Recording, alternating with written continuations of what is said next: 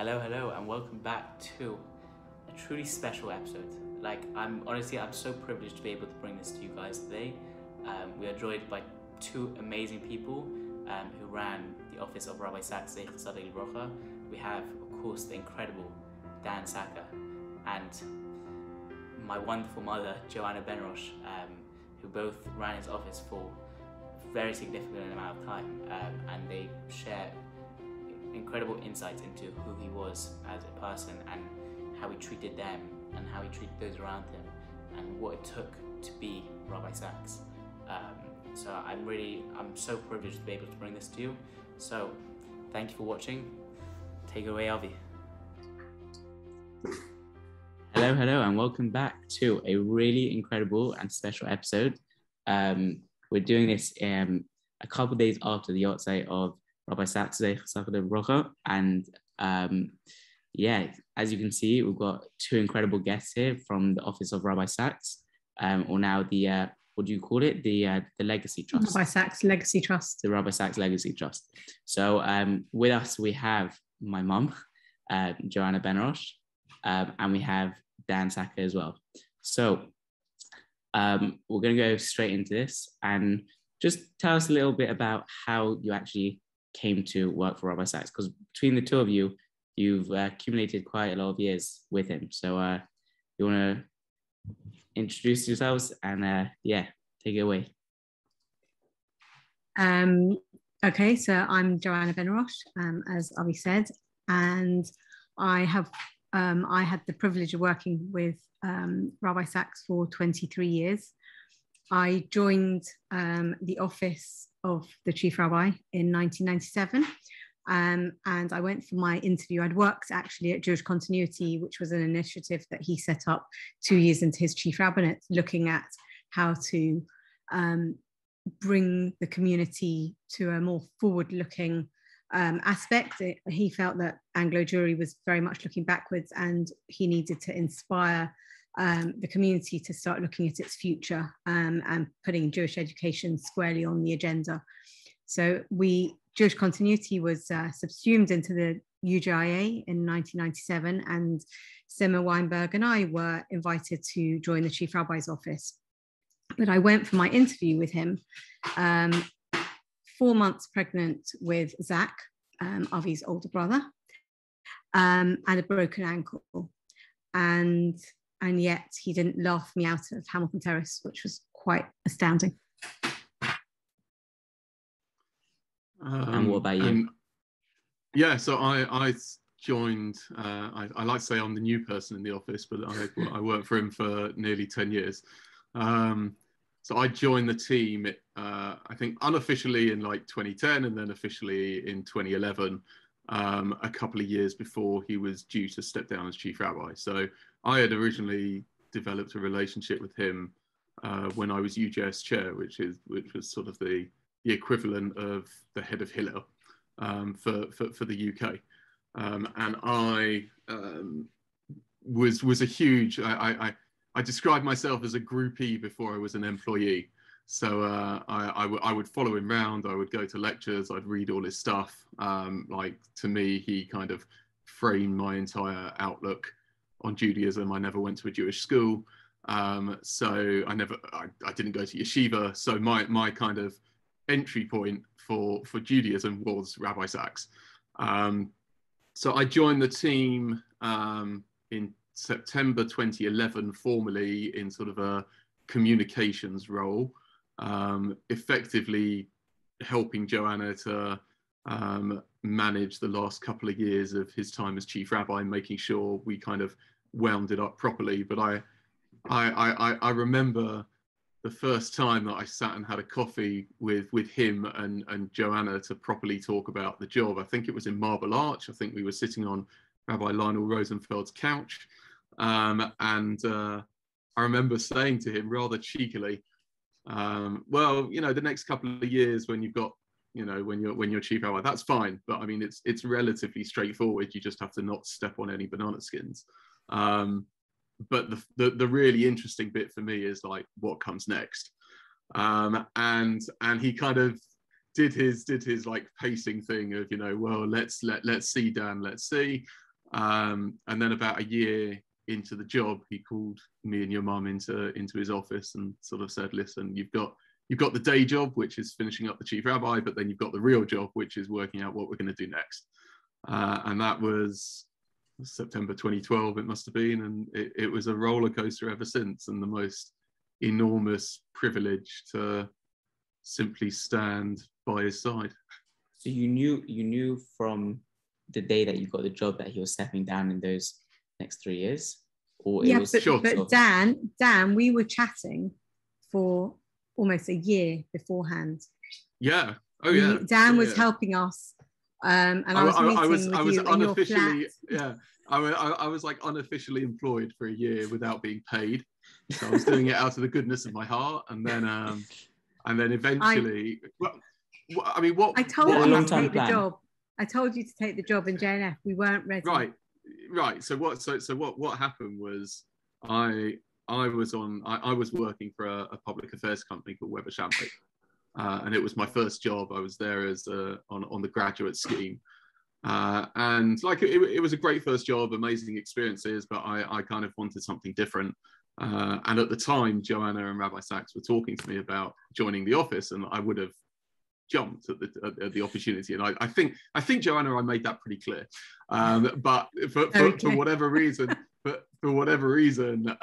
they couldn't quite get things aligned. Internal machinations, internal things, and it couldn't quite get worked out. And then the JNF came in with another job offer that I sort of couldn't really refuse, from a financial and various other things.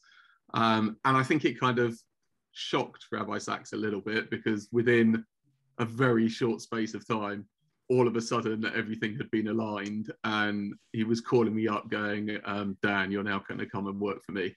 And I was like, yeah, great. Let's go. Dan, yeah. Just a quick question as well. What was your background before you actually were like with JNF? Like, to get the fact that they were calling you up already, like, you must have had serious, because I know you were in America at some point, working there and going to I did politics and modern history at Manchester University at undergraduate, and as for my dissertation, I did I'm a bit of a geek in that I really enjoyed university, and especially my dissertation, which was on the Americanization of Israeli politics. So kind of the role of foreign political consultants, particularly from America, and the role that they played in politicizing or professionalizing Israeli election campaigns. And I remember saying to my supervisor at the time, like, this is amazing. This is I kind of want to do this. This is brilliant. And he said, well, if you're serious and you're able to, then you need to go to America and you need to learn in America. So I was like, okay. So I applied to some universities out there and ended up doing a master's in political management at the Graduate School of Media and Public Affairs. The Graduate School of Media and Public Affairs at George Washington University in DC. So I moved to America. This was September 2005, maybe 5 or 6. I can't remember. And I moved to America not knowing anyone.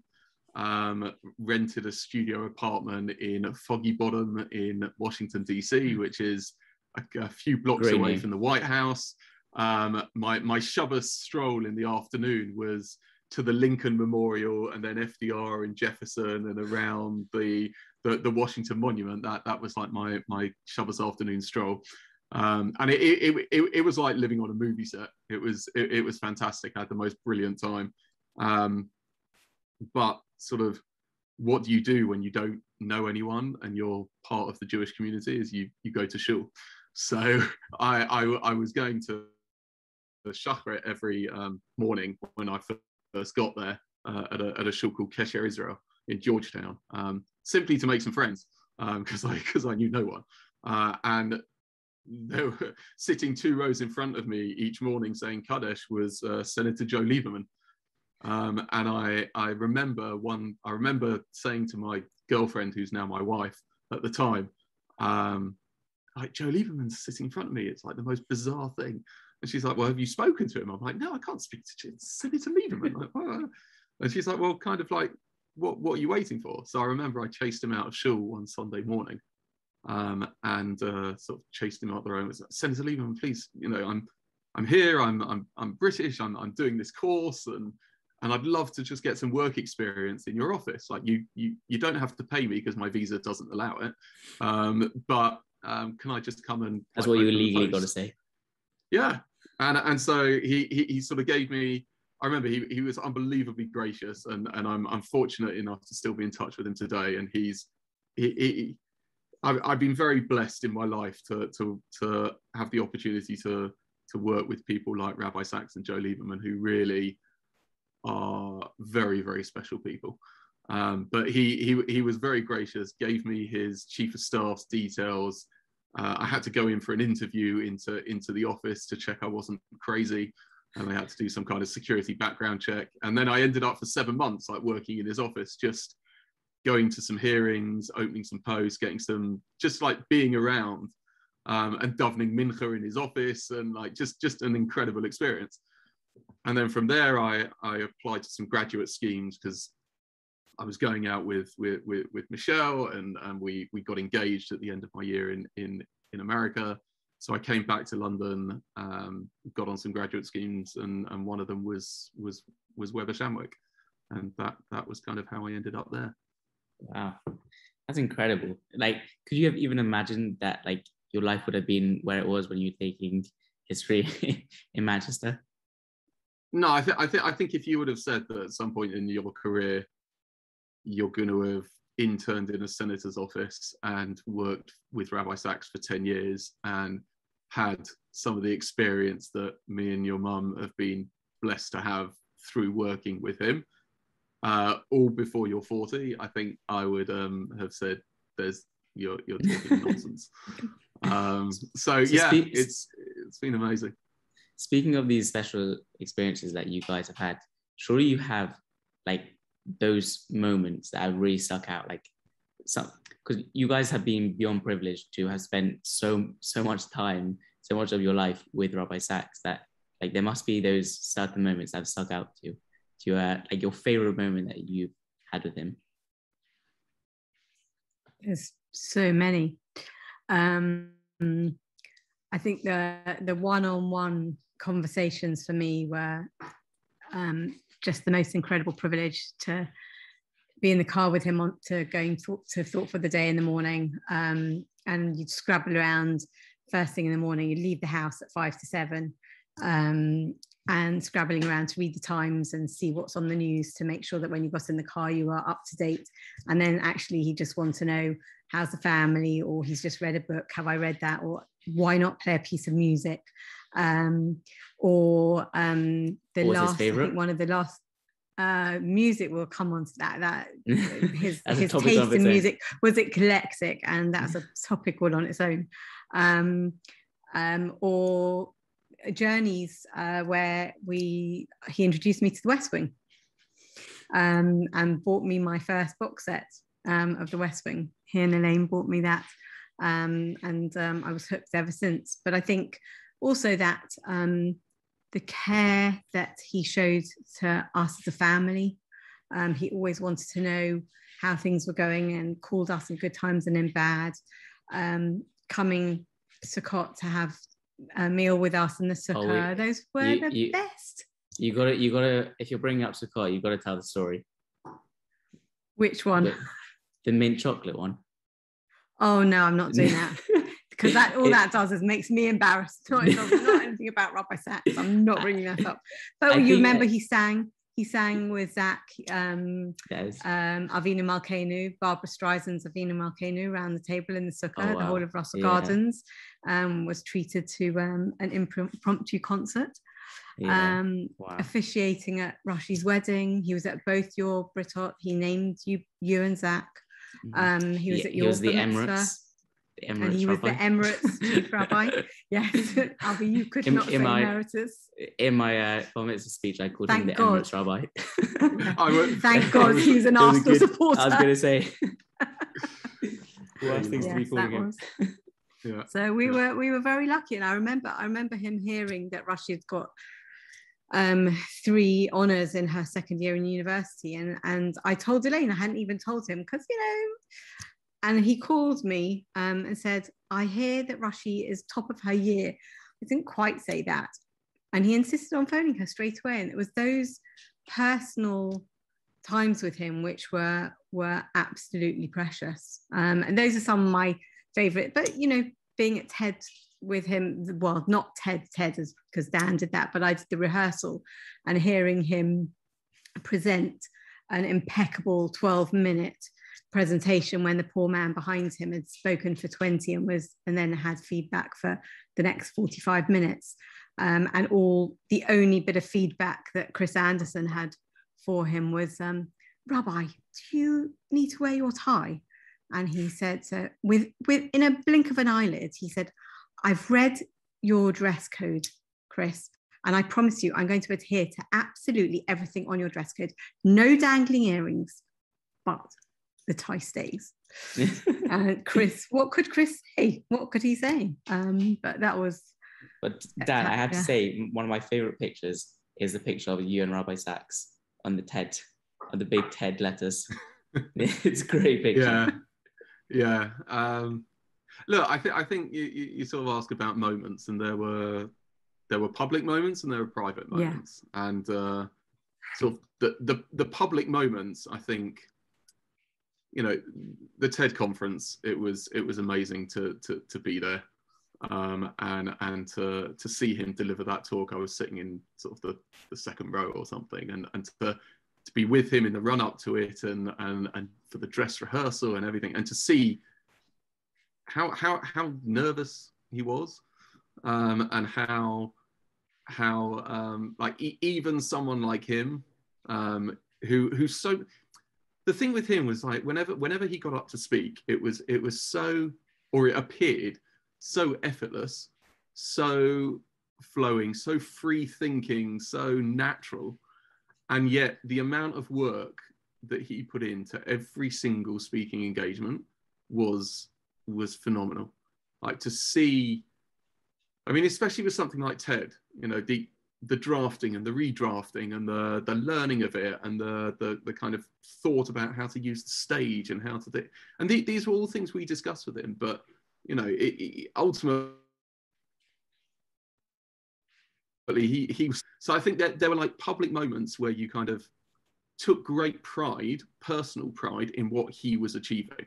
Templeton was another example. Like, when he got the Templeton Prize, I felt nachas, like I really did, because it was one of those moments where absolutely the spotlight was on him, and absolutely the award was for his achievements and his recognition. But you knew that you'd played a very small part in that. And not a small part, Dan. And well, we played a role, and you particularly, and it was there were those kind of moments. The speech that he made in the European Parliament on anti-Semitism, like I travelled with him to Brussels to sit, like we were sitting on a train talking about the content of the speech, the impact that we wanted it to have, the power that it needed, how powerful it needed to be. Like those kind of, traveling with him to to meet the vice president when he before he delivered the speech in the Knesset, that those kind of moments that really stand out. But then, like Joanna says, I think that they were amazing things to be a part of. But the ones that you really treasure were when it was the 3 of us or the 4 of us with Elaine just sitting in his study, going through the diary, talking about upcoming trips, and the tangents that those conversations would take, simply because of the brilliance of his mind, like, and the insights you would get, and the kind of chidushim that he would just come up with on the spot, whether they were like Jewish chidushim or secular chidushim, i.e. insights into what was going on in the world. it was amazing to kind of be around for those. And then, like Joanna said, you know, we both had, as so many people had, you know, when you were facing personal difficulties. You know, I mean, my third kid, my son, had to have heart surgery at sort of, well, it was supposed to be 6 weeks old and it ended up being 12 weeks old. But heart surgery at 12 weeks old is no small thing. And I remember, you know, and we found this out very early on in the pregnancy. We found out at the 12-week scan that there was going to be complications, and the questions were throughout the whole pregnancy were how serious were the complications going to be, and it ended up serious enough that he needed, you know, fairly major surgery fairly early on in his life. And Rabbi Sacks knew about this because, you know, I took, and like it was very subtle. It wasn't like, you know, like overwhelming for me, but he knew like when did I need like a little tap on a shoulder, when did I need a call, like on the when he actually went into hospital to have the operation, and me and my wife were basically living in the intensive care unit for about 10 days. Yeah, 3 times a day, Shachrit, Mincha, Mariv, my phone would go and it would be him. Like he literally called me more than my parents did. I mean, my parents called as well, so I'm not having a go at my parents, but like that kind of care of a very deeply personal nature, and you were like, this man has got like, I knew what his to-do list was. Yeah. and yet it didn't matter, because he wanted to know how were we, had we eaten, you know, how important it was that we were eating, even though, you know, everything else was going on, and did we sleep, and you know, he wanted to know like the ins and outs of. He was like a parent to you guys. Life. That's what like. Yeah. It really does sound like. It was very much. And that was the relationship that I definitely felt with him. You know, the other moments where we'd be working on a written piece together, you know, and I'd make an edit, or I'd write a sentence or something, and he'd accept it in like the next draft, and I was like, wow, that's amazing. Like, you know, and like little things that meant so much. So, you know, for example, in his book on leadership, you know, the lessons on leadership, which is like one of my genuinely favorite books of his, because it is just such a brilliant manual of what it is to lead, and to lead in a Jewish way. You know, he wrote unprompted in the acknowledgements, you know, this book and the ideas in this book are dedicated to the 4 people I worked with most closely during my time as chief rabbi: Lord Jonathan Kestenbaum, Simmer Weinberg, Joanna Benarroch, and Dan Sacker. And like when I read that for the first time, I was like, that's bonkers. Like, you know, but it was like little things like that. You know, he wasn't someone who would praise you every time you did something, right? But what it meant is that when he phoned up and said, well done, guys, or we convinced him to do something that he wasn't necessarily convinced he should do, but it ended up being the right call, and he would call us back and he was like, guys, you were right, and you know, well done, keep pushing. Like he never rested on his laurels professionally, academically, intellectually, spiritually. Like there was never a sense of just, okay, I'm comfortable with where I am. It was this relentless pursuit of excellence in every field of his life. And the fact that he trusted us enough to help push him was like the most humbling, you know, thing that you could possibly want from a professional experience. He wanted us to challenge him. He wanted us to push him. He empowered us. He didn't want yes men. He wanted people. And, you know, he was the most intelligent, incredible, intellectual person that I have ever met. The most well-read that I will probably ever meet in every aspect. And Rabbi Ginsburg actually alluded to it the other night in Riley Close. His secular knowledge was incredible. The breadth of what he knew, and probably reading something like a book a day, and taking all that information in, but using it for the best. But his Jewish knowledge was also encyclopedic. He could quote you without warning. He could put into to add to a conversation something that was relevant that he'd read somewhere. Avi, your time's flashed up. Yeah, continue. Sorry. Okay. But he was pushing himself to learn more all the time, pushing and driving himself all the time.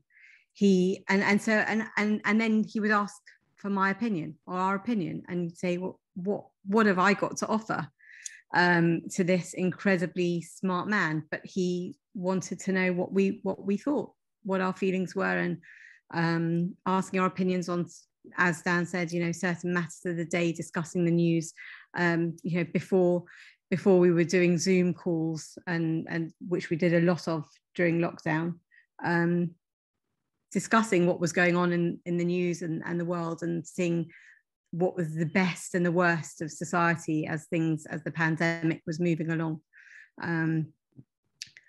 There was also a willingness to experiment. So even when we came to him with crazy ideas of, we want to take a passage of your work, and from Radical Then, Radical Now, where you talk about why being Jewish matters to you, and we want to create a cartoon version of you and do a whiteboard animation video, which I hope lots of your listeners will have seen it. But if not, then they should Google why I am a Jew, Rabbi Sacks, and you'll see a 6-minute whiteboard animation video, which is a piece of work I'm unbelievably proud of.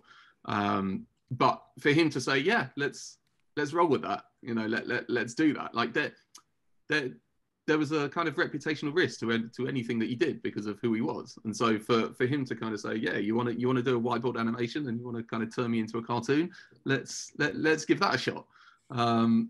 Was brilliant. And it meant that you were so kind of, you had such a satisfying professional life because you knew that you were working with someone who was willing to give things a go. And that was something very, very special.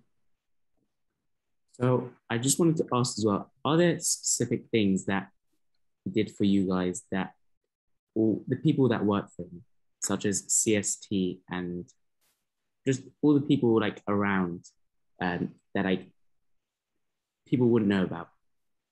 Because I personally saw it the whole time. So all the time, and we were talking about it in St. John's Wood last night, in the chief rabbi's office, the chief rabbinate. We made dedicated time for the rabbis. So on a Friday morning, they knew that they had their set time if they had any issues. Obviously, if something urgent came up in the meantime, they had access to him. But they knew Friday morning that it's almost like he had surgery on the phone, and the rabbis would call and tell us, they didn't need to tell us what it was about. They knew that he would be open to anything they needed to hear, any advice and guidance they needed just to talk something out. He was there for them. That was the rabbinate. CST, he appreciated most of the time the security. It wasn't easy having security wherever you went. It takes away a level of privacy, but he was incredibly appreciative of the way that the CST looked after him, and he would phone them again, weddings, bar mitzvahs, bereavements, and we would make sure that he would know what was going on so that he could make those calls. But those personal calls meant so much to so many people. And he told us that CST was probably the best shidduch agency that was around, because you have a girl and a boy on security outside shul, and that's how they met, volunteering. And he officiated at any of his protection officers' weddings, where he could. Sometimes he sent recorded messages to bar mitzvahs, but he wanted to show hakarat hatov to them for the way that they looked after him. And this was his way of saying thank you. But he really cared. If you talk to any of his protection officers, the way that he knew their kids' names, what they'd recently watched in the cinema, they had all sorts of conversations with him, and he could talk to them about a range of subjects. And they really appreciated that personal side of him. And he's also, over the years, he made incredible calls to all sorts of people, whether it was people that reached out that he didn't know that had a certain need and needed some advice and guidance, or they were going through a very tough time, or they needed to ask him some advice on a particular project that they were working on.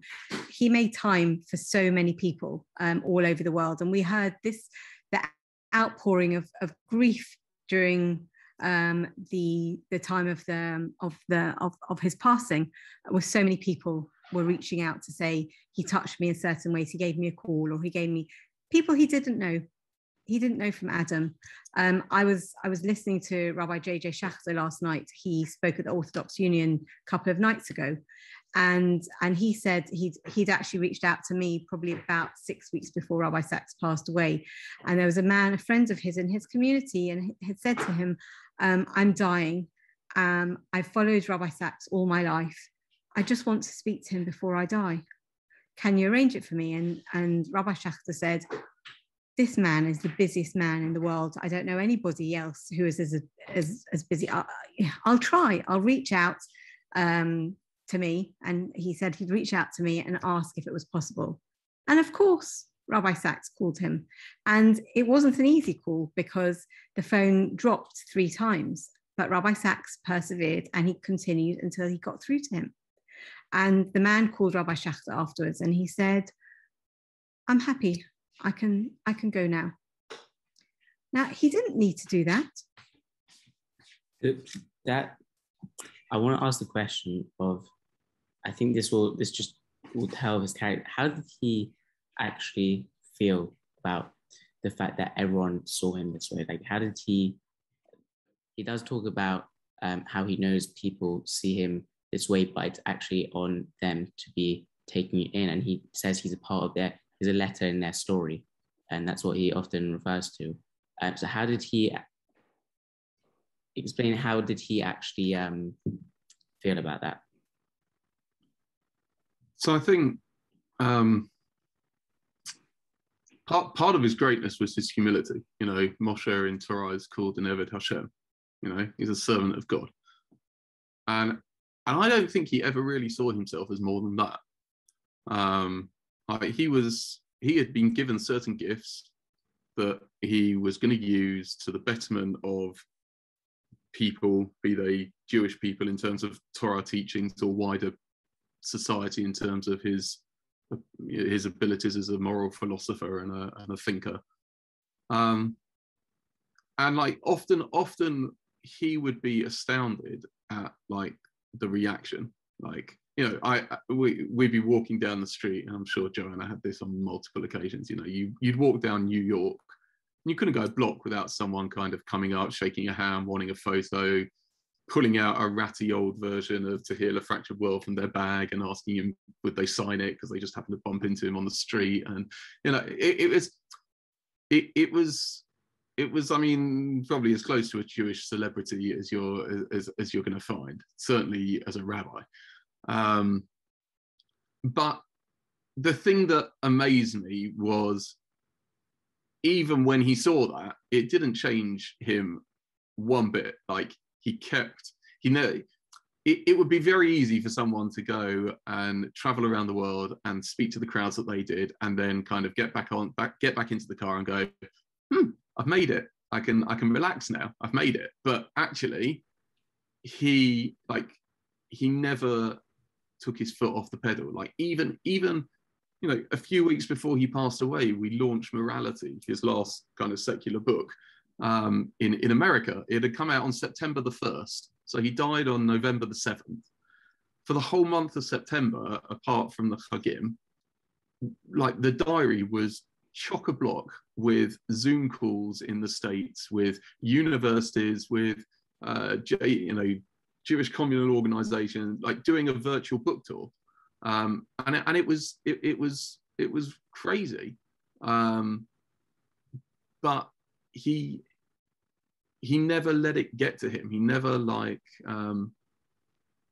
his only kind of concern was, how is the next thing I'm going to do better than the last thing the last thing I did? Like, what did we not get right? Like, how can we fix it?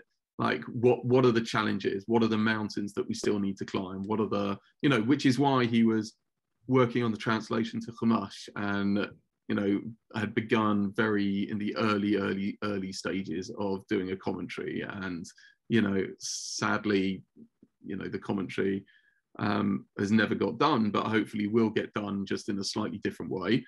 And like it was that consistent humility that I think was amazing, because he was successful and had 18 honorary doctorates and invitations from every single institution you could possibly want to have an invitation from. And to him it was about, no, it's still all about the work, it's still all about the ideas, and that takes hard work. And he never stopped working hard simply because he was successful. I think also that the way that he wanted feedback from every single event, as Dan said, he wanted to strive to be better. How can we make the next one even better? And the preparation involved not just him knowing what he was talking about, but it was really important to him to know his audience. He wanted to know who he was speaking to. What did they need to hear? He wasn't just going and giving a set speech each time. Every single speech that he made, as he said, was not off the peg, it was tailor-made. He wanted to reach out to those audiences where they were and touch them in a way that would really help them. And I remember talking about the humility, one story, which will never, I will never forget this. Dan was referring to the Templeton Prize, and in the lead up to that, to him receiving the Templeton Prize, we had worked really hard behind the scenes with the Templeton Prize guys, as soon as we knew, to plan it. The actual award ceremony almost fell during the Omer, and we had to work out how to avoid it. The people that they dealt with was incredible, but for Rabbi Sacks, they bent over backwards to make sure that they could accommodate the timings that work, because they like music on stage couldn't happen during the Omer, and they literally bent over back. So there's a lot of work that was going on behind the scenes. And we got to know the people who worked at Templeton, and we were coming back from an evening with them. They were here twice. One of the moments as well that I didn't mention before was going to Prince Charles's, to Clarence House to receive the Templeton Prize, a Templeton award from Prince Charles, because he couldn't give it himself, and being introduced to him. But on the way back, I think probably from that event, we were in the car with the Templeton ladies, who were, their staff were incredible. And one of them, who has worked at Templeton probably for 25, 30 years, she turned around to me with Rabbi Sacks and Elaine and Dan and I in the back of the car. And she said to me, she says, I can't believe that I'm sitting in a car with Rabbi Sacks. This is just amazing. So I said to her, I pinch myself every day that I'm working with Rabbi Sacks. And he's listening to this conversation, and he leans forwards and he says to me, are you being serious? I said, 100%. And he was so humble. He didn't realize what a privilege we felt it was to work with him, and to be able to learn from him every day. He took it he wore it very lightly. And he was a very, very humble man. Did he ever feel the stress of that? Because it's so much to live up to. He's created this incredible name for himself. Did you Do you ever feel that? What did he say, Dan? He used to say to us, compliments are lovely, provided you don't inhale. Yeah. Compliments are fine, providing you don't inhale. So he did he look? He definitely felt stress. Like, yeah, there's no question. He was as human as the rest of us. And he put the most enormous amount of pressure on himself, in part because there was an external expectation of every time you read something from him, or every time you put out a book, or every time there was a video, that it had to be of a certain level of quality that you would expect to be associated with the name Sacks. Like, you said to someone Sacks, and you know what you're talking about. You're talking about authentic, deep Judaism that draws on the wisdom of the world, that means something, that makes you think. Like that. That's kind of, when you say the word Sacks, that's what that means. So I think he was very aware of that, and like I said before, he was very aware that he had been given certain gifts, and if he wasn't using those gifts to the fullest of their potential, I think he felt like he was not just letting himself down, he was letting other people down and letting God down in a way. Like, you know, that he would say, you know, every single one of us has been put on earth for some kind of mission. Like, we've got a role to play, whether that's a big one or a small one, it doesn't really matter. Like, everyone is here for a reason and for a purpose. And I think he just felt that incredibly deeply. And that's why he pushed himself, and that's why he pushed us to push him. And that's why why the output was so great. I mean, you know, he had suffered from cancer twice before. I think once in his 30s and once in his 40s, maybe. I can't remember exactly. But whenever he had kind of suffered them, he'd come through it, but it had, I think, given him this sense of urgency that your time is not infinite, your time is finite on this earth.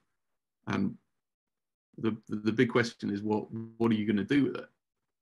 And I just think he felt that whenever the time came when he would leave this earth, that he wanted to be able to look back and say, you know what, I did as much as I possibly could with the gifts that I had.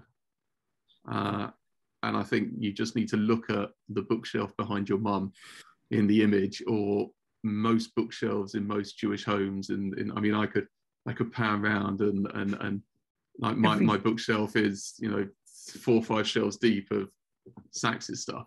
And like that is the most remarkable canon and legacy. And even though there were things he still wanted to write, and even though, you know, the commentary didn't happen, and you know, and obviously they're regrets of ours, there were no doubt regrets of his, but think about what he did do. Like, don't concentrate on what he didn't. And when you kind of reframe it like that, you're like, man, I would need 10 lives to achieve half of what he achieved. And he passed away 72, which is pretty young these days. So, you know, it's kind of strange. It's amazing to think about it. He did, like, to me, when I heard that he, like, I remember it was partial inspirations, I think, that you guys announced to everyone that he was unwell and that we should all daven for him. I remember it wasn't even a question. I was like, in my mind, he was invincible. He was like, I knew he'd had cancer twice before, and like, I was like, it's Rabbi Sacks. He's got so much that he's doing that he would. It's impossible. Like, just, it wasn't even a question. I remember that Shabbos that we all found out. It was just like a shattering moment, you know, just like the impossible seemed to happen. Like, up until those moments, I know it's very hard because there's some bits that you can't talk about, but what was that like for you, those moments before passing? Because I know it, even though we all knew he was unwell, like, like I felt, you guys felt the exact same way, no? What was it like for you? I remember where I was standing when Elaine called to tell me the diagnosis, because we'd been waiting for results and things, and I just stood there and thought, it's going to get better, he's got to get better. There's just, like, I was in absolute total denial, and she couldn't really call Dan. She couldn't tell another person what she told me. It was just too hard. And she said, you'll tell Dan, won't you? And I couldn't find the questions to ask, because I didn't know that I really wanted to know any answers. He's just, we're going to take a few months off. We've got to clear the diary and just calm things down and give him space to have treatment and get better. It was like, there was no question. There was, and maybe there was a little tiny noise in the back of my head voice in the back of my head saying, don't be ridiculous. But like, it wasn't, you couldn't imagine the world without him. And I think that's what it was. It was he is such an important part of our lives, and impacted and shaped who we are and how we ought to be, that how could he was only 72. It was also coming off Corona, when he did have such a big, like, during Corona, his diary was as full as ever, no? Well, as Dan was saying before, he was up for using technology to the best of his ability.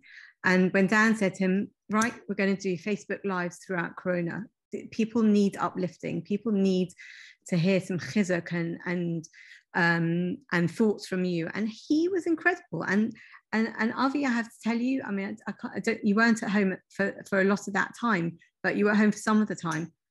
He was sitting at his desk. We couldn't go into his house. I remember that. I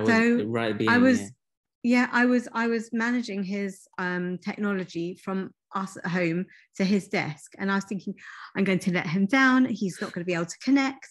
But he was up for it. He was game to try anything that he felt that he could help other people and have an impact. He was up for, and he was very calm with me, because it was the most stressful time, I think, of my life. Even traveling with him and making sure that we got on a plane on time, or got a train from Penn Station when it was only announced 3 seconds before it departed. That was probably the most stressful part of my life, making sure that all these people were waiting to hear from him, and it depended on whether his internet was going to cope, whether my internet was going to cope.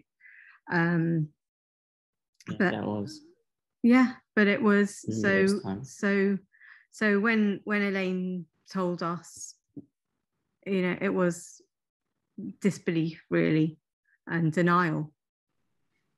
I think also a lot of Go on, Joanna. Go. No, finish.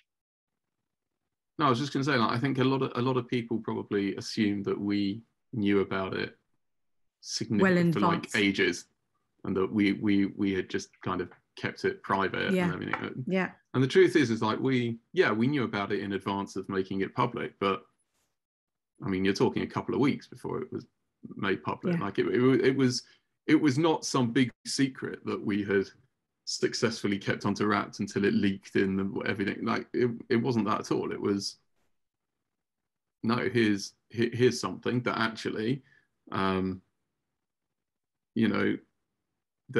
was the whole family and him and Elaine are very, very private. They've always been very private, and so the fact that he was in such a public position was at times a real challenge for maintaining a normal life.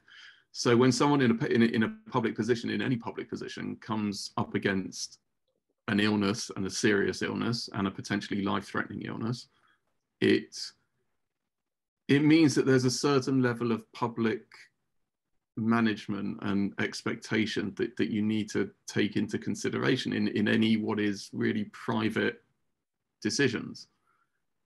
And I remember kind of, we kept it very, very quiet. And I remember being in shul over sukkah and one or two people asking me too many questions, and too many questions that were too close to home. Yeah. And I remember kind of saying to Joanna, like, I think the time has come where, as much as we want to keep this private and give them privacy, we have to say something, because we've got events coming up that we need to cancel, that we can't kind of keep making excuses. And this is, please God he recovers, but this is going to be a long, like, he could be out of action for a year recovering. So we need to have a marker in the sand.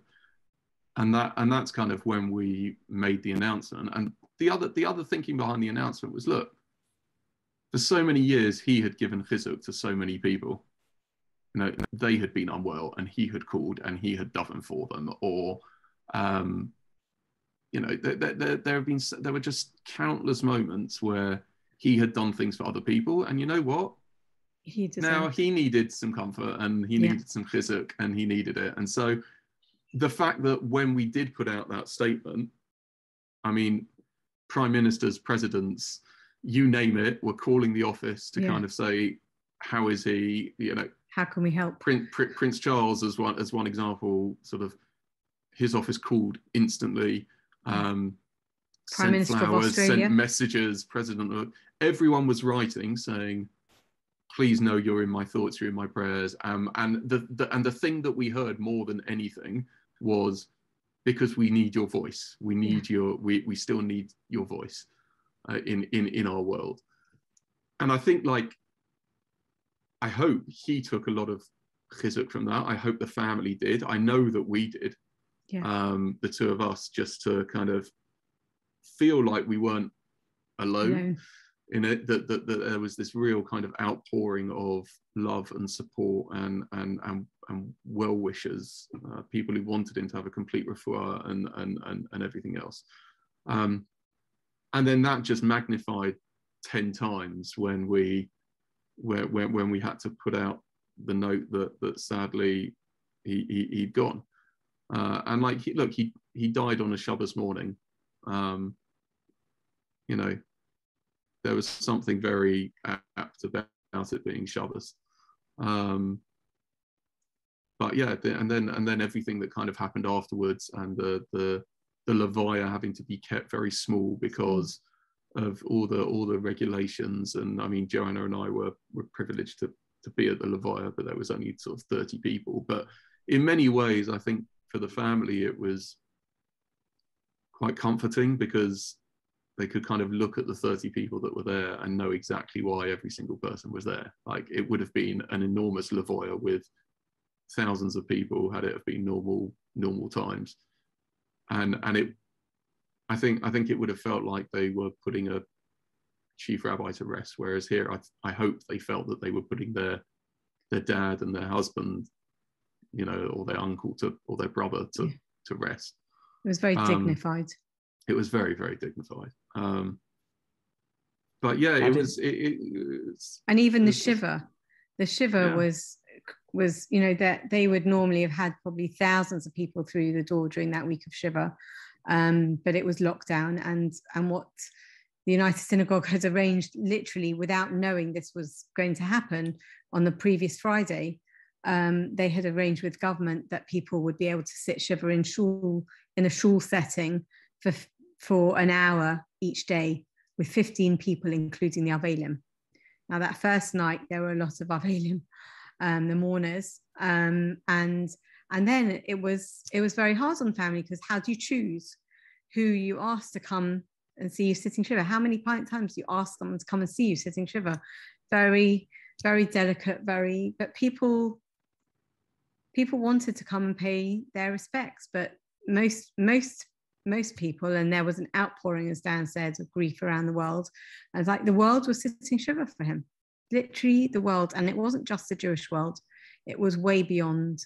The messages and emails and social media just poured in as soon as the news broke, and the news broke in Israel before it broke here, because somehow it had got out already in Israel before Shabbos had gone out here in London.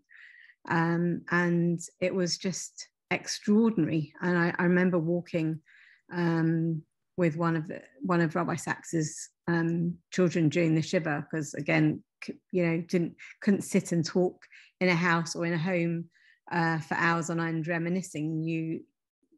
They did a lot of different ways of being in touch with people, and I remember walking and saying, and they said, they knew that he was famous, they knew he was popular, they had no idea how many people's lives he touched around the world, from all corners of the earth, from across society, and they were totally and utterly blown away by the response. And just from people reading Covenant Conversation, some of them saying that their dad had been at their Shabbat table over the last 20 years or so, week in, week out, and they felt that he was sitting at their Shabbat table with them. And that was, they didn't realize that the extent of his reach. And then people started writing and calling and giving their stories of how he touched their lives in different ways. And, just they'd been at an event and they just took him to one side for a moment and he'd given them his undivided attention. It was phenomenal, the outpouring, and that people had a visceral loss from him going.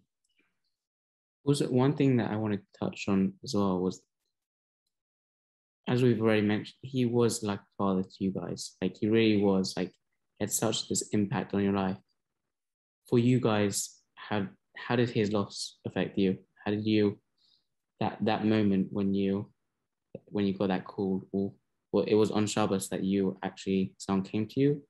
How did it affect? Yeah. So Shabbos morning, like we'd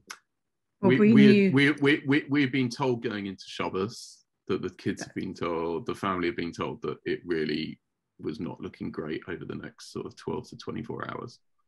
And so, I'm sure Joanna was the same. I didn't really sleep Friday night. I was up sort of saying to Hillim most of the night, just either saying to him or reading his stuff, or like just not really being able to concentrate, and also doing that terrible thing of like playing scenarios over in your mind of, what if, well, if this happens, then what? And then, so when his son-in-law came round to my house at about 11 o'clock in the morning, knocked on the door, because obviously we weren't in shul because it was lockdown and everything else, and he didn't have to say anything. I just sort of said to him, when. He told me early in the morning. And I remember I walked him home, and then I walked to Joanna, to your mum's, and I knocked on her door. And it was obvious why I was there. And then we kind of, it was a bit weird because it was Shabbos. So I just came and sat at the table, and obviously we were both very, very emotional. But then actually, like, within a fairly short amount of time, we had a job to do. And so you kind of had to compartmentalize all the emotion you were feeling and think, okay, like, actually be quite dry about it and say, okay, he's died. What do we need to do now? Yeah. What now? So who do we need to tell? There were certain people that we needed to tell. Obviously you had to wait until Shabbat went out. And then there were some people that we wanted just to tell before we put it out on Twitter, But Prince of Wales, other people who those genuine friendships who knew the kind of situation. But it was fairly impossible to do that. And to be honest, it kind of took on a life of its own. And as soon as it was out there, people were calling us anyway. So we spent most of the night fielding calls dealing with various things, and then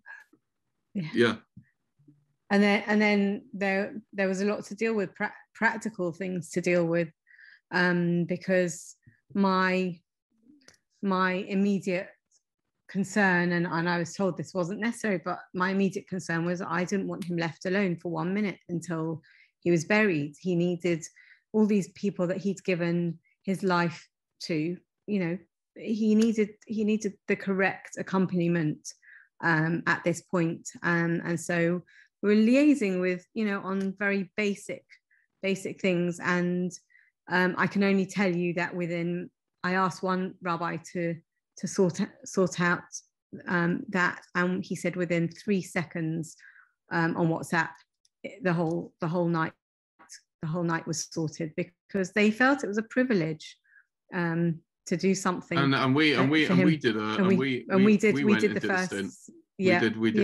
first kind of couple of hours of Shmira, and you know, because you know, you had people there. You had like his old CST protection officers. Did a sort of couple of hours during the night of just being in the but that's what they call the Chesed Shel Emes, because you know, and they were like, because we accompanied we accompanied him in his life, and we were going to accompany him in the final hours before his Levaya. And it was the right and proper thing, and the right kavod to give this incredibly special man. Our primary concern during those hours was not about what we were feeling. It was about how can we give the family the space and the privacy that they need. So we, in the same way that during his life we kind of were a protective shield around him and gatekeepers to him, we did the same. At least I hope that's what the family felt we did for them in those immediate hours and days and you know, weeks. But afterwards. One of his closest colleagues, that the rabbi of his shul when he moved to Gold's Green, also recognized the